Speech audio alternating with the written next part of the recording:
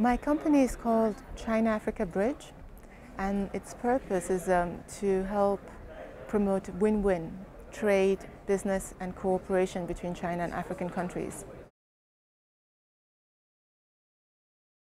Aid is about helping the world's poorest people, but if you look at how China has developed its own economy, what it does is it provides opportunity.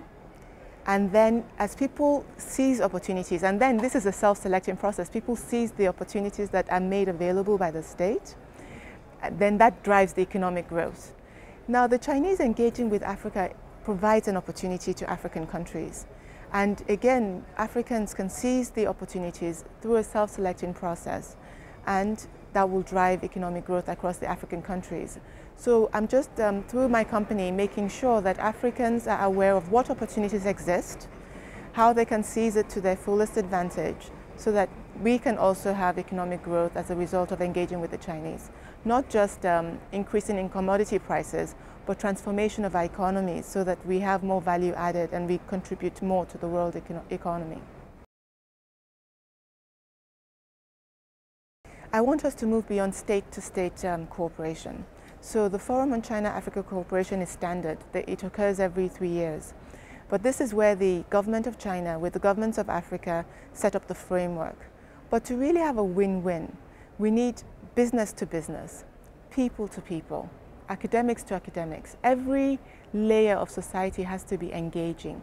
This is the way in which the Europeans engaged with China, and China was able to have technology transfer, gain labor productivity so that they now are competitive in the world system. We also need to do the same thing. For a long time I've been working in the NGO sector. China-Africa Bridge is not an NGO, it's a business. And through the YGL program, I meet many other young business leaders who they help me to develop my business plan. They help me look at how to strategize. I mean, different elements of the training that we offer in my company, they help me develop the modules like negotiation skills to African business leaders, or policies, what kind of policies the African governments should adopt. They tell me what is working in their own countries, which I can then offer to the African leaders as possibilities for us to consider. So they're very practical solutions to very real problems that we have, and they offer them to me, and they also mentor me so that I'm able to build my business, which has been really critical. I see collaboration. I see Chinese companies coming into Africa, setting up manufacturing processes that help to train and transfer technology to African people, African labor.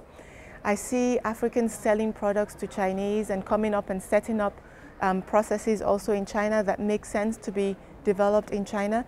I see a model of economic collaboration and partnership that allows China to meet its own needs, and while it also allows Africa to address its own very real challenges.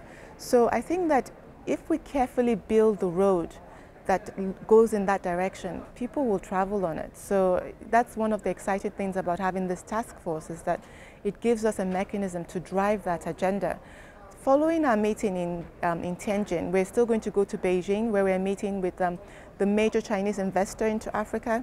We're also meeting with a South African bank that has offices in China.